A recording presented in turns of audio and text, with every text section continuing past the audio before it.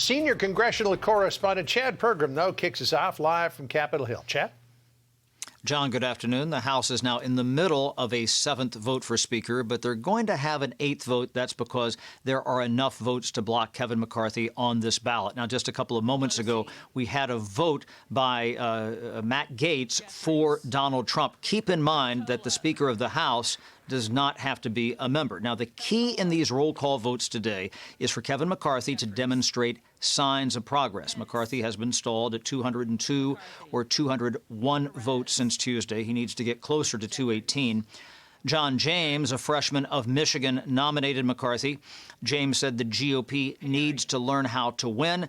And then he noted that he's a fan of the Detroit Lions. Now, Dan Bishop of North Carolina nominated Byron Donalds. If the House winds up in another lengthy vote series, members say that shows McCarthy lacks the votes. The problem for McCarthy is making concessions to one side and alienating others. Now, there are demands from McCarthy opponents for positions on key committees. They also reserve the right to call a speaker vote in the middle of the Congress if they don't like McCarthy. Now, here's something to watch. Potential absences that could either help or hurt McCarthy, depending on who is out.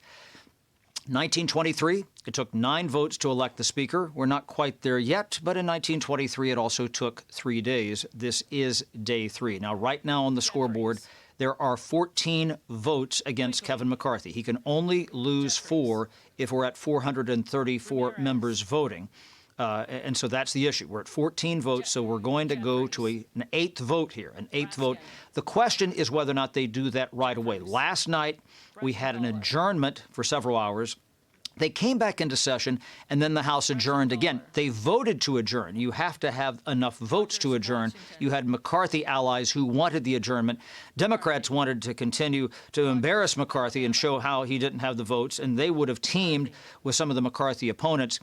That vote to adjourn passed by 1 vote. It was a very close ballot, so it's unclear if they would even be able to adjourn or be compelled to continue to do this over and over and over again. Keep in mind that the rule is you have to keep voting until you get a Speaker of the House. And 3 days now of not having a House of Representatives fully constituted. John?